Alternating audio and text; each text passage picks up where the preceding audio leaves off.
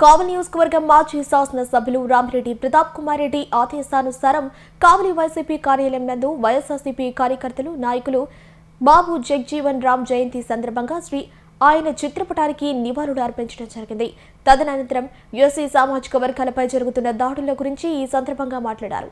SC అధ్యక్షులు పదటి కామరాజు మాట్లాడుతూ కూటమి ప్రభుత్వం ఎస్సీ సామాజిక వర్గాన్ని అన్యాయంగా అణగదొక్కుతోందని, ఎస్సీ సామాజిక వర్గానిపై దాడులు పెరిగాయని, కూటమి ప్రభుత్వంలోని పెద్దలు సామాన్యులైనటువంటి వారి మీద, ముఖ్యంగా ఎస్సీ సామాజిక వర్గం ప్రజల మీద భౌతిక దాడులు చేస్తున్నారని, ఇటీవల కొన్ని సంఘటనలు ఇందుకు సాక్ష్యాలుగా ఉన్నాయని పేర్కొనడం జరిగింది. ముఖ్యంగా డాక్టర్ బాబు జగజ్జీవన్ రావు గారు స్వాతంత్ర ఉద్యమంలో నుంచి స్వాతంత్ర వచ్చిన తర్వాత ఆయన పరిపాలనలో ఏ రకమైన ముద్ర వేశారు, రాజ్యాంగం రూపకల్పనలో దగ్గర నుంచి రాజ్యాంగాన్ని అమలుపరచడంలో దాకా ఆయన కృషి ఏ విధంగా ఉండింది, ఈ దేశానికి దశ దిశ నిర్దేశించడంలో ఆయన పాత్ర, ఆయన చిన్నతనం నుంచే ఈ అమానుష్యం మీద, అసమానతల మీద చేసిన పోరాటం, ఆయన చిన్ననాటి నుంచి ఎదుర్కొన్న అవమానాలు, వీటిలన్నిటి నుంచి ఒక పోరాట యోధుడిగా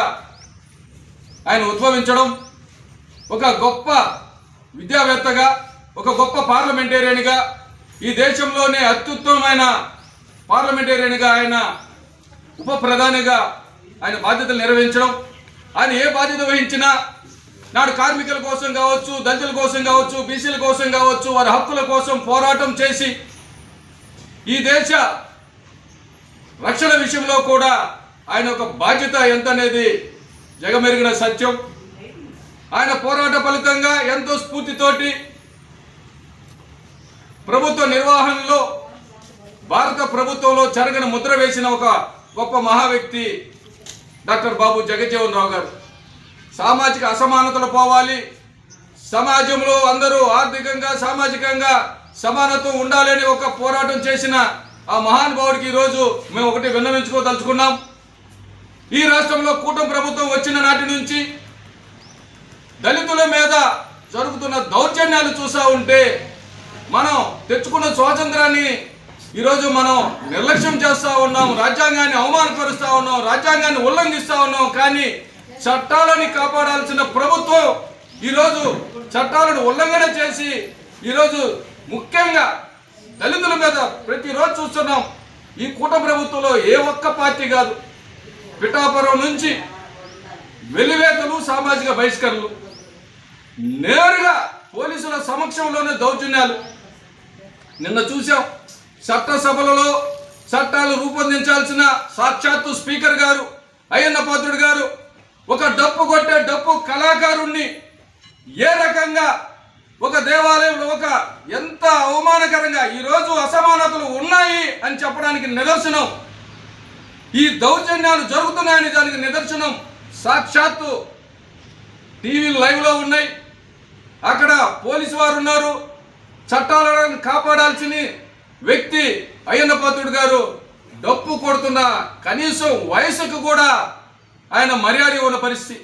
కేవలం దళితుడు అనే ఉద్దేశంతో డప్పు కొడతా ఉంటే లాగి చెంప మీద కొట్టాడంటే అదే వేరే ఎవరికైనా జరిగితే ఈరోజు ఈ రాష్ట్రంలో ఎంత అతలాకుతలమై ఉండేదో, ఎన్ని సంఘాలు బయటకు వచ్చాయో, ఏమైనా ఈ సామాజిక మాధ్యమాల్లో ప్రతిరోజు డిబేట్లు పెట్టే ఈ మాధ్యమాలన్నీ ఎటుపోయినాయని అడుగుతా ఉన్నాను. వీటి మీద పెట్టరా?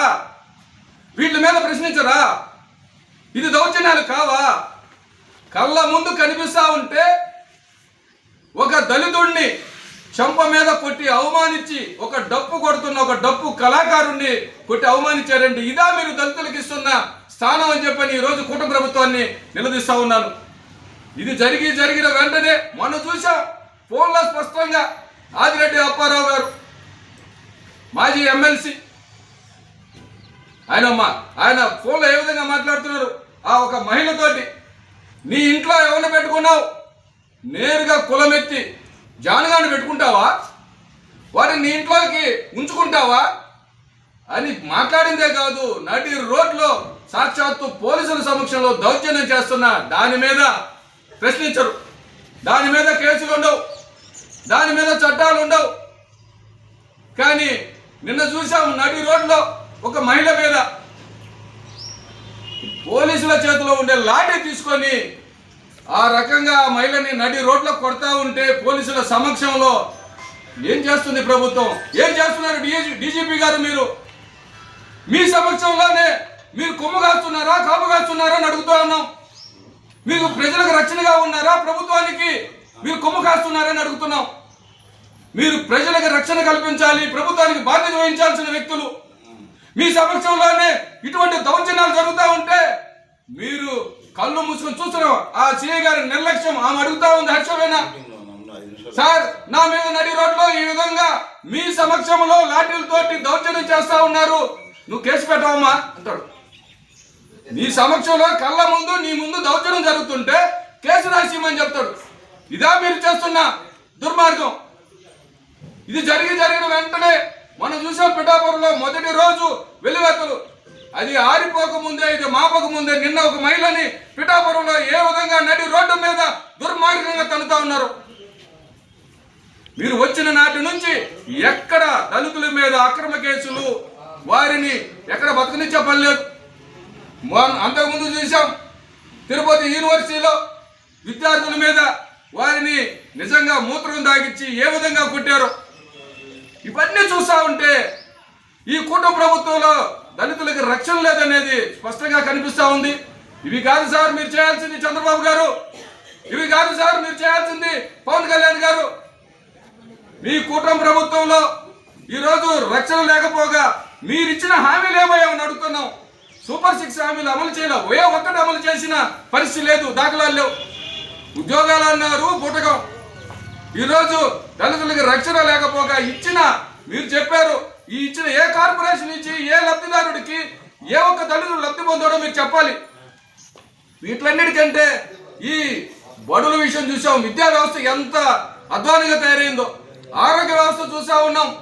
ప్రతి పేదవాడు ఈరోజు ఆరోగ్యశ్రీకి డబ్బులు కట్టలా, దాని కట్టడం ముందు మీరు మీ దౌర్జన్యాలు ఆపాలి. ఈ ప్రభుత్వం వచ్చిన నాటి నుంచి ఏ ఒక్క హామీ నెరవేర్చలేదు. ఏ ఒక్క సామాన్యుడు, పేదవాడు, బడుగు బలహీన వర్గాలు, దళితులే కాదు ఎవరు సంతోషంగా లేరు. మీరు చేస్తున్న ఈ దుర్మార్గం చూస్తా ఉన్నాం.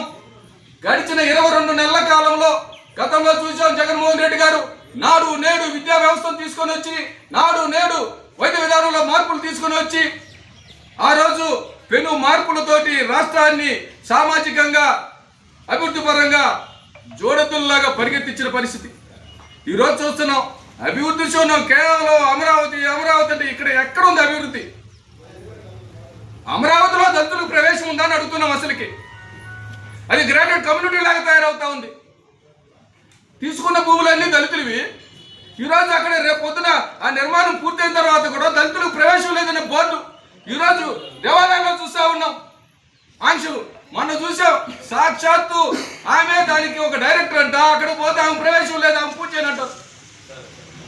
ఇటువంటి దౌర్జన్యాలు ఈ ప్రభుత్వంలో జరుగుతూ ఉంటే మీరు కళ్ళు మూసుకొని ఉన్నారని అడుగుతా ఉన్నాం.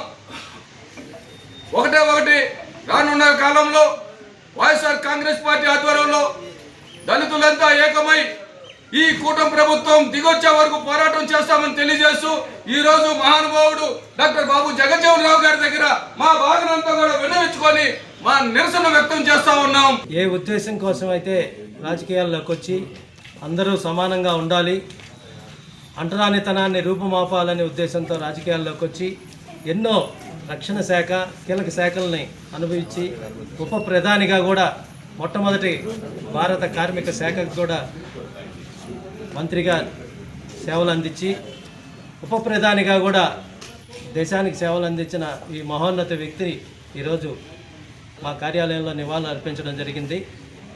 అతనికి గుర్తింపుగా ఈరోజు భారతదేశంలో సమానత్వ దినంగా భారతదేశం ప్రకటించడం కూడా అతనికి ఘనంగా నివాళులు అర్పించడమే. ఇలాంటి వ్యక్తి సేవలు కొనియాడుతూ ఇతని ఆశయాలను కొనసాగించవలసిందిగా కోరుతూ బాబు జగజ్జీవన్ రావు గారు కార్మిక శాఖ మంత్రిగా మరియు రక్షణ శాఖ మంత్రిగా ఉత్తమ పార్లమెంటేరియన్గా ఆ రోజు ఆయన రాజ్యాంగ పరిరక్షణలో భాగంగా అనేక చట్టాలు చేసే దాంట్లో కీలకమైన పాత్ర చేయడం జరిగింది. కానీ ఈరోజు భారత రాజ్యాంగాన్ని అపహాస్యం చేస్తున్నారు. నడి రోడ్డు మీద మహిళల్ని కర్రలతోటి చితకబాతున్నారు ఒక పార్టీ వాళ్ళు వచ్చి. అదేవిధంగా చట్టసభల్లో చట్టం చేసే వ్యక్తి అయ్యన్న పాత్రుడు, మన స్పీకర్, సోషల్ మీడియాలో చూసాం. అతని తండ్రి వయసున్న పెద్ద ఆయన్ని డప్పు కొడతా ఉంటే ఆయన చెంప చెళ్ళు అనిపించాడు. అసలు ఏం జరుగుతుందో, ఇలా ఎందుకు చేస్తున్నారో, చట్టసభల్లో కూర్చోడానికి నిజంగా వాళ్ళకి అర్హత ఉందో లేదో కూడా తెలియట్లా. దీన్ని మాత్రం పూర్తిగా వైఎస్ఆర్ పార్టీ నుంచి తీవ్రంగా ఖండిస్తూ ఉన్నాం మేము. అదేవిధంగా దేవాలయాలు కలుషితం చేస్తూ ఉన్నారు. ఎక్కడ రైతుల్ని అడ్డం పెట్టుకొని అమరావతి పేరు మీద అనేక రియల్ ఎస్టేట్ వ్యాపారాలు చేస్తూ ఉన్నారు. ఇవన్నీ కూడా ప్రజలు గమనించాలా. మహానుభావుల పుట్టినరోజుల సందర్భంగా వాళ్ళని గుర్తు చేసుకొని కనీసం వాళ్ళ బాటలో నడవడానికి కూడా ప్రయత్నించకుండా ఏవైతే చేయకూడదో అవన్నీ చేస్తూ ఉన్నారు. వీటన్నిటినీ ప్రజలు నిశ్చితంగా పరిశీలించి వచ్చే ఎన్నికల్లో ఇలా వ్యవహరించే వాళ్ళకి బుద్ధి చెప్పవలసిందిగా కోరుతూ ఈరోజు ఆ మహనీయుడికి నివాళులు అర్పించడానికి వచ్చిన అందరికి కూడా పేరు పేరున హృదయపూర్వక ధన్యవాదాలు తెలియజేస్తాం.